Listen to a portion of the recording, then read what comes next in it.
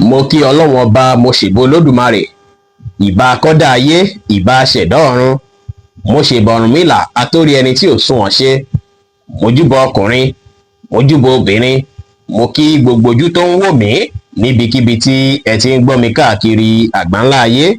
Èyí ni ìwádìí ojoojúmọ́ fún gbogbo ìràwọ̀ pátá àti ṣíṣe àti máṣe fún gbogbo ìràwọ̀ pátá ti tòní tí ń ṣe ọjọ́ Wednesday April 30 ọdún 2025 tá wà nú ẹ̀ yìí. Ẹ̀yin tẹ̀ ń wò mí pátá ẹ dákun ẹ dábọ̀ ẹ bá ń share fídíò yìí kó kárí ilé kó kárí oko kó lè jẹ́ ìwúlò àti àǹfààní fún ọ̀pọ̀lọpọ̀ ènìyàn.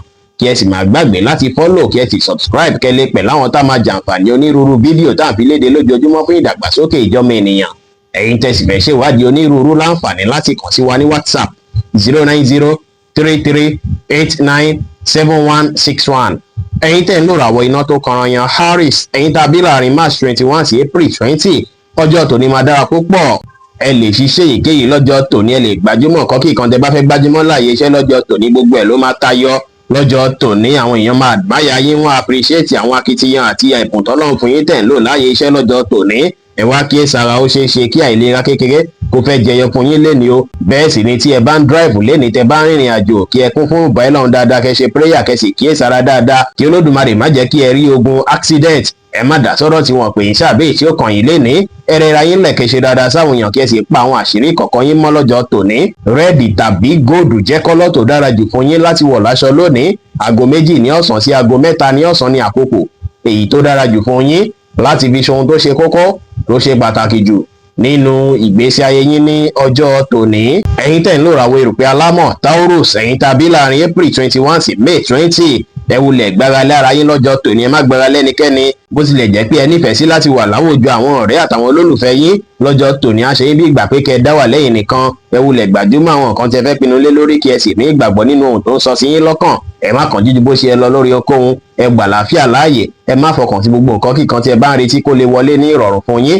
Bẹ́ẹ̀ sì ni kẹ́ má ṣe ṣèlérí ohun tẹ́yin náà lè mú ṣẹ fẹ́nikẹ́ni lénìí. Yẹ́lò tàbí rẹ́ẹ̀dì jẹ́ kọ́lọ́ tó dára jù fún yín láti wọ̀ láṣọ lónìí. Aago 4 ní ìrọ̀lẹ́ sí aago 5 ní ìrọ̀lẹ́ ní àkókò èyí tó dára jù fún yín láti fi ṣe ohun tó ṣe kókó tó ṣe pàtàkì jù nínú ìgbésí ayé yín ní ọjọ́ tòní. Ẹ̀yin tẹ̀ ń lò ràwọ̀ afẹ́fẹ́ aláwàdà Gemini, ẹ̀yin tàbí láàrin May 21 sí June 21 lọ́jọ́ tòní ó ṣeéṣe kẹ́ bára yín ní ipò kan tí ẹ wulẹ̀ nífẹ̀ẹ́ sí. Ẹ gbìyànjú láti make decision tí ò ní affect ẹnikẹ́ni. Tí ẹ bá tẹ̀lé ilé ó ṣeéṣe kí ó fẹ́ ṣàkóbá ọ kó fẹ́ fa àwọn kùdìẹ̀kudiẹ kan láyìíká yín lọ́jọ́ tòní. Lénìí ó ṣeéṣe kí ẹ má fi bẹ́ẹ̀ ní motivation dáadáa tàbí káwọn èèyàn má fi bẹ́ẹ̀ support yín dáadáa láàyè iṣẹ́. Ṣùgbọ́n o kẹ́rí dájú pé ìgbésẹ̀ tẹ́ bá gbé àbí pinnu tẹ́ bá pinnu kó jẹ́ èyí tó máa ran ìgbésí ayé yín àtọ̀rọ̀ iṣẹ́ yín lọ́wọ́ ni. Lénìí kẹ́ má pẹ̀jú níbi ìpéjọpọ̀ kí ìpéjọpọ̀ tí ẹ bá lọ tàbí tí ẹ bá wà tí ibẹ̀ bá dàbí ìgbà pé kò wà comfortable fún yín. Ẹ má jẹ́ ẹ má fa fàǹfà pẹ̀lú ẹnikẹ́ni, ẹ mọ́kàn balẹ̀ kẹ́ gbà láfíà láàyè. Ẹ bá àwọn èèyàn sọ̀rọ̀ pẹ̀lú ìfẹ́ kí ẹ sì fi ìgboyà ṣe ohunkóhun lénìí pẹ̀lú. Pink tàbí blue jẹ́ kọ́lọ́ tó dára jù fún yín láti wọ̀ láṣọ lónìí. Aago 4 ní ìrọ̀lẹ́ sí aago 6 ní ìrọ̀lẹ́ ní àkókò èyí tó dára jù fún yín láti fi ṣe ohun tó ṣe kókó tó ṣe pàtàkì jù nínú ìgbésí ayé yín ní ọjọ́ tòní. Ẹ̀yin tẹ̀ ń lò ràwọ̀ omi agbára Cancer, ẹ̀yin tàbí láàrin June 22 sí July 22 ó ṣeé ṣe kí àwọ̀ fẹ́ wáyé láàrin ẹ̀yin àti ọ̀rẹ́ tàbí àwọn tẹ̀lẹ́jọ́ iṣẹ́ lọ́jọ́ tòní. Èyíkéyìí tó bá jẹ́ ẹ ní láti mọ́kàn balẹ̀ kí ẹ rí dájú pé ẹ compose ara yín láti avoid the situation bẹ́ẹ̀. Ẹ rí dájú pé ẹ fẹ̀lẹ̀ ṣe lọ́jọ́ tòní. Èèyàn wà ní kẹ́ fàyè gba kí ènìyàn kan wá bu yín àbí sọ̀rọ̀ òdì àbí ọ̀rọ̀ ẹ̀tọ́ sí yín. Ṣùgbọ́n o kí ẹ rí dájú pé ẹ fẹ̀lẹ̀ àti maturity ṣe ohunkóhun lọ́jọ́ tòní. Ẹ má ṣàṣejù lórí ohunkóhun, ẹ gbájúmọ́ṣẹ́ kí ẹ sì má ṣe jẹ́ kára yín ju bó ṣe yẹ lọ lórí ohunkóhun lénìí. Orange jẹ́ kọ́lọ́ tó dára jù fún yín láti wọ̀ láṣọ lónìí. Aago 4 ní ìrọ̀lẹ́ sí aago 5 ní ìrọ̀lẹ́ ní àkókò èyí tó dára jù fún yín láti fi ṣe ohun tó ṣe kókó tó ṣe pàtàkì jù nínú ìgbésí ayé yín ní ọjọ́ tòní. Ẹ̀yin tẹ̀ ń lò ràwọ̀ iná tó gbóná riri Leo, ẹ̀yin tàbí láàrin July 23 sí August 22 lénìí àwọn èèyàn máa gbóríyìn fún yín dáadáa pẹ̀lú akitiyan àti ẹ̀bùn tọ́lọ́run fún yín tẹ̀ ń lò láyé iṣẹ́ yín láti fi tayọ lọ́jọ́ tòní. Ẹ máa rí àwọn nǹkan rere tárọ̀gbà yín ká. Bẹ́ẹ̀ sì ni ó ṣeé ṣe kí ẹ rí solution sáwọn challenges kọ̀ọ̀kan tí ẹ ti ń kojú látijọ́ mẹ́ta. Ẹ kàn ní láti gbájúmọ́ àwọn strategy tẹ́ lè lò láti rí dájú pé àwọn plan tí ẹ ní pátá ó wọ́ọ̀kì fún yín. Lọ́jọ́ tòní ó dára kí ẹ fi yanjú àwọn nǹkan tó bá dàbí issue tẹ́ bá ní pẹ̀lú mọ̀lẹ́bí. Ìyẹn á tún jẹ́ kí ìbáṣepọ̀ yín kí ó túbọ̀ dánmọ́rán dáadáa ní ọjọ́ tòní. Bẹ́ẹ̀ sì ni lọ́jọ́ tòní kẹ́ gbájúmọ́ṣẹ́ kí ẹ lè róore gbámú. Ẹ rí dájú pé ṣe dáadáa sáwọn èèyàn kí ẹ sì pa àwọn àṣírí kọ̀ọ̀kan yín mọ́. Bẹ́ẹ̀ sì ni tí ènìyàn bá ṣẹ̀yìn má jẹ́ pẹ́ lórí ìkúnlẹ̀ ṣáájú kí ẹ tó foríjì lọ́jọ́ tòní.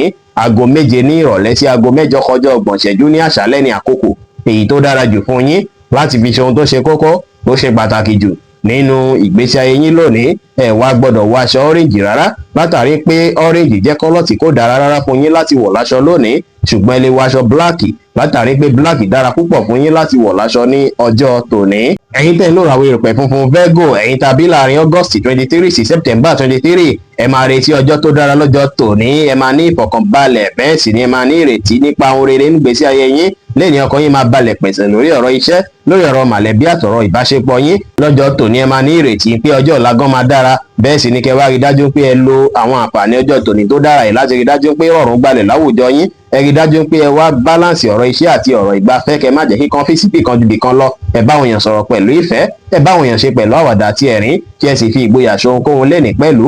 Aago mẹ́rin kọjá ọgbọ̀n ìṣẹ́jú ní ìrọ̀lẹ́ sí aago mẹ́fà kọjá ọgbọ̀n ìṣẹ́jú ní ìrọ̀lẹ́ ní àkókò èyí tó dára jù fún yín láti fi ṣe ohun tó ṣe kókó tó ṣe pàtàkì jù nínú ìgbésí ayé yín lónìí. Kọ́lọ̀ wáìnì àti kọ́lọ̀ pínkì jẹ́ kọ́lọ̀ èyí tó dára jù fún yín láti wọ̀ láṣọ ní ọjọ́ tòní.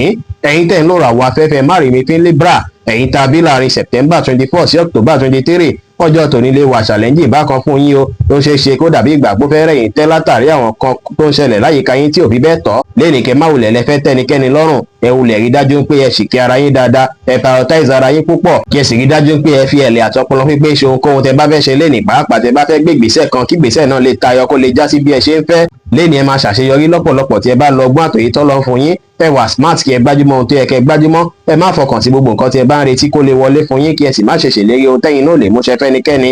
Bẹ́ẹ̀ sì ni lẹ́nìí kẹ́ tẹpá mọ́ṣẹ́, kẹ́ ṣe dáadáa sáwọn èèyàn. Aago 3 ní ọ̀sán sí aago 4 ní ọ̀sán ní àkókò èyí tó dára jù fún yín láti fi ṣe ohun tó ṣe kókó tó ṣe pàtàkì jù nínú ìgbésí ayé yín lónìí. Tí kọ́lọ̀ brown tàbí kọ́lọ̀ green jẹ́ kọ́lọ̀ èyí tó dára jù fún yín láti wọ̀ láṣọ ní ọjọ́ tòní. Ẹ̀yin tẹ́ ń lò ràwọ̀ omi tútù Scorpio, ẹ̀yin tàbí láàrin October 24 sí November 22, ó ṣeé ṣe lọ́jọ́ tòní kó máa ṣọ̀pọ̀ yín bí ìgbà pé kí ẹ mingle, kí ẹ enjoy ara yín, kí ẹ gbafẹ́, kí ẹ ṣe gbogbo nǹkan tá mú kínú yín dùn lénìí. Ẹ lè má fi bẹ́ẹ̀ ní táìmù rẹpẹtẹ láti gbájúmọ́ sí àbáwọn kan tó ṣe kókó. Ọjọ́ tòní ẹ rí dájú pé ẹ gbé gbogbo nǹkan tó bá dàbí stress kúrò níwájú yín pátápátá, kí ẹ wulẹ̀ pátì pátápátá. Ṣùgbọ́n ohun tó bá wá ṣe pé ó ní nǹkan tó ṣe kókó tó ṣe pàtàkì tẹ́ fẹ́ ṣe láàyè iṣẹ́ tí ẹ wò pé tẹ́ ẹ bá ṣe ó ṣeé ṣe kó àfẹ́ ti iṣẹ́ yín, ẹ wulẹ̀ gbájúmọ́ kẹ́ ẹ ṣe ló dára. Ẹ má dá sọ́rọ̀ tí wọn pè yín sílé ní àbẹ́yìí tí ó kàn yín. Ẹ ṣe dáadáa sáwọn èèyàn, kẹ́ ẹ sì ṣàwọn nǹkan tá mú kínú yín dùn káyọ̀ yín kún lè ní pẹ̀lú. Wine àti blue jẹ́ kọ́lọ̀ tó dára jù fún yín láti wọ̀ láṣọ lónìí. Aago 9 ní àárọ̀ sí aago 11 láàárọ̀ ní àkókò èyí tó dára jù fún yín láti fi ṣe ohun tó ṣe kókó tó ṣe pàtàkì jù nínú ìgbésí ayé yín ní ọjọ́ tòní. Ẹ̀yin tẹ́ ń lò ràwọ̀ inú àtùpà Sagittarius, ẹ̀yin tàbí láàrin November 23 sí December 22, ẹ rí dájú pé kíyèsára pẹ̀lú bí ẹ ṣe ń sọ̀rọ̀ sí lọ́jọ́ tòní. Kẹ́ kíyèsára dáadáa tó ṣeé ṣe kí ẹ ṣèṣì sọ̀rọ̀ kan tó máa ṣàkóbá fún ọmọlàkejì tàbí tá mú kí inú ọmọlàkejì bàjẹ́. Lẹ́ni ẹ kíyèsára dáadáa pẹ̀lú ìbínú àbí ara kíkan. Lẹ́ni kẹ́ kíyèsára dáadáa pẹ̀lú ọ̀rọ̀ ẹnu àti ìbínú. Ọjọ́ tòní tó bá ṣe pé ó gba kí ẹ wulẹ̀ wọ́kẹ̀wé kúrò láàyè tó bá ti ń sọ̀rọ̀ tó lè múnú bí yín, kẹ́ tètè yá ṣe bẹ́ẹ̀. Ẹ rí dájú pé ẹ gbájúmọ́ àwọn nǹkan tó ṣe kókó fún yín láti gbájúmọ́ nù gbésí ayé yín. Ẹ má wá gbàgbé láti tẹ̀lé àmọ̀ràn náà. Ẹ má sọ̀rọ̀ tó máa pààyàn lára lọ́jọ́ tòní. Ẹ tẹpá mọ́ṣẹ́, kẹ́ rẹra yín ńlẹ̀. Ẹ ṣe nǹkan yín létòlétò, kẹ́ sì fi ọgbọ́n àtòyé tọ́lọ́run fún yín ṣe ohunkóhun lénìí pẹ̀lú. White jẹ́ kọ́lọ̀ tó dára jù fún yín láti wọ̀ láṣọ lónìí. Aago 2 ní ọ̀sán sí aago 4 ní ọ̀sán ní àkókò èyí tó dára jù fún yín láti fi ṣe ohun tó ṣe kókó tó ṣe pàtàkì jù nínú ìgbésí ayé yín ní ọjọ́ tòní. Ẹ̀yin tẹ́ ń lò ràwọ̀ erùpẹ̀ eléroko Capricorn, ẹ̀yin tàbí láàrin December 23 sí January 19, ó ṣeé ṣe kó fẹ́ rẹ̀ yín tẹ́ lọ́jọ́ tòní. Ẹ dájú pé ẹ wà ní ìdùnnú, kí ẹ sì rí dájú pé ẹ hùwà tó tó àti ìwà tó yẹ tó lè mú kí ìbáṣepọ̀ yín àtàwọn alásùnmọ́ yín dánmọ́rán. Ẹ tẹpá mọ́ṣẹ́ dáadáa, kí ẹ ní ìgbàgbọ́nu títẹpá mọ́ṣẹ́, kí ẹ sì rí dájú pé ẹ gbájúmọ́ àwọn nǹkan dáadáa tó rọ̀gbà yín ká lọ́jọ́ tòní láti rí dájú pé ẹ mórí bọ́nu gbogbo nǹkan tó dàbí ìṣòro tàbí láti avoid rẹ̀. Ẹ kíyèsára, kẹ́ fẹ̀lẹ̀ ṣe tí ẹ bá ń bá ènìyàn sọ̀rọ̀, kí ẹ sì ní ìrètí pé gbogbo nǹkan ti dára. Ẹ free mind yín, kẹ́ jẹ́ kára yín yá gágá, ẹ sì má ṣe ṣe ohun tó lágbára jẹ̀mí yín lọ.